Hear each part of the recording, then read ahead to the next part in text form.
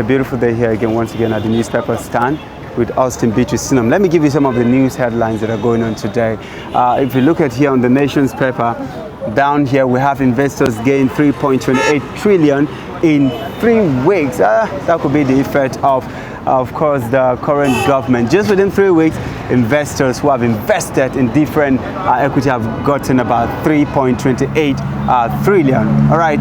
Then up here, it said Ababio Abbas lawmakers will back Tinubu to deliver. Of course, an inclusive kind of government. Probably the lawmakers are saying whatever decision that the president is taking that will mean well for the country will support him. I guess that's the language you're trying to make here. We're here to work, says First Lady. Orderly raised president's performance high. That is coming from the former governor of Rivers State, Peter Odili. Central Bank leaves a restriction on domiciliary amounts. We know that a few weeks, just few months back, there was a lot of restriction, even on the Naira withdrawal, but that of the foreign currency has been, the restriction have been put up there. And looking up here, it's saying overloading window rain cause of Kwara, a bold strategy, the people who died recently. You can find that on page 27 of the paper. Banks tighten forex process to block racketeering. And down here is also South African replaces Dangote's African riches. Wow. Of course, our own Dangote has been replaced by a South African person.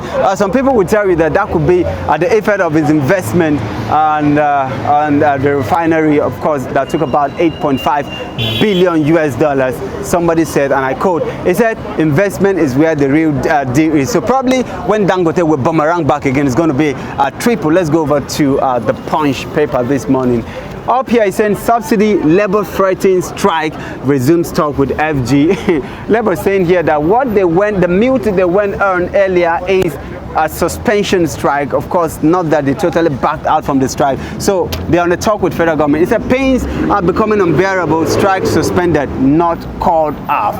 That's from the NLC and TUC. That's their reasons for going back on the strike. That the pains of Nigerians are unbearable. Meanwhile, some Nigerians are also in support of the fuel subsidy removal, saying it is a good thing, that the process is going to be a gradual process, and then we'll kick up back the economy again. Then here it's saying CBN removes service withdrawal limits on domiciliary account. Then NUC lambasts governors as teachers shortage rises. Okay, that is that on the newspaper. Coming here, custom arrest Kirby man sees 64 million smuggled items. Wow, operators overload with ill-fated boat with 250 passengers. Okay, then bandits kill Kaduna Fulani chief, 4 children, steal 100 cows. Insurgency. Police security should be one of the cardinal points where the current government is going to tackle, because these are Nigerian lives that matters. Then here, the Vanguard this morning, cabinet infighting as APC comes pitch for ministerial jobs. Of course, that is what you gain in political seasons. When the new government comes up like this, people are going to lobby, and there's going to be this struggle and tussle for ministerial position. But advice to the current president, it is not about who did this for me that I'm going to benefit. It should be about competency, who is able to do the work and deliver actually. That should be one of the, the basis for the appointment and all of that. Manufacturers spend 144.5 billion on self-generated power. You know the bill that was signed? Individual states should formulate their own electricity. That's all of that. Sea on Forest allow customers to free access to the dam. We've read that earlier in the papers. Okay, let's look at here. Electricity, 58% of consumers without meters. You see, that is that. I think this issue of meter of a thing should be well focused on, because it really benefits a lot of people. If you have your own private meter, you consume light at your own at your own wish. If you want, you on your light all through. If you want, you put it off. It serves the people better, and then they can be able to account for what they are spending. All right.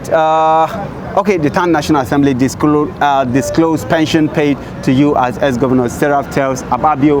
Of course, that's a challenge from civil society organization out there to Ababio.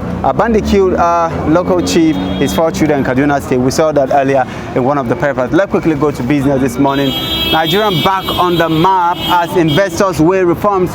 We saw that in the early paper, 3.28 trillion just within within 3 weeks. So it's a good one. You can see the faces of the leader World Trade Organization, Ngozi Okonjo-Iweala here. Nigerian breweries get tech savvy as global peers.